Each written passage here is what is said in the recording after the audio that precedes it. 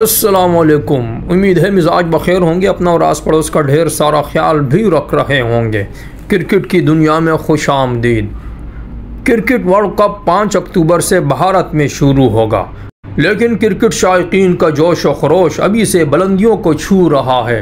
उनकी नज़रें स्क्रीन पर है, पल पल की खबरों से बाखबर रहा जा रहा है।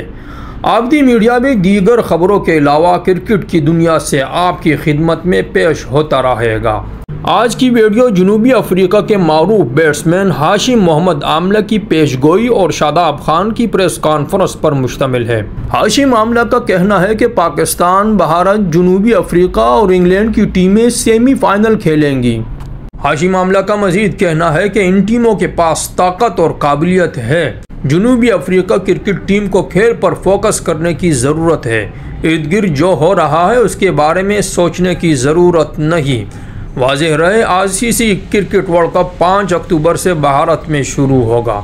दूसरी तरफ हैदराबाद दक्कन में प्रेस कॉन्फ्रेंस करते हुए शादाब खान ने कहा कि वर्ल्ड कप एक ऐसा प्लेटफॉर्म है, अगर आप उसमें परफॉर्म करते हैं तो सुपरस्टार बन जाते हैं। बहैसियत खिलाड़ी आपके पास मौका होता है कि वर्ल्ड कप में अच्छी परफॉर्मेंस देकर स्टार बने।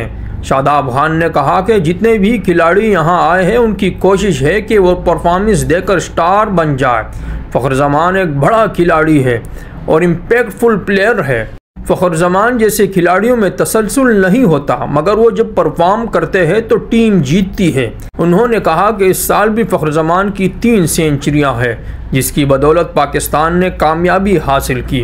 हर टीम चाहती है फ़खर जैसे खिलाड़ी उनकी टीम में हो।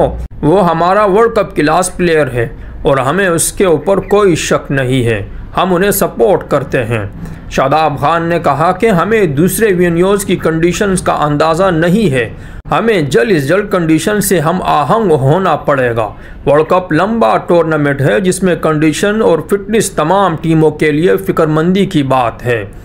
आज की वीडियो में इतना ही। अगली मुलाकात तक के लिए इजाज़त दीजिएगा और अपना आस पड़ोस का ढेर सारा ख्याल भी रखिएगा। अल्लाह हाफिज़।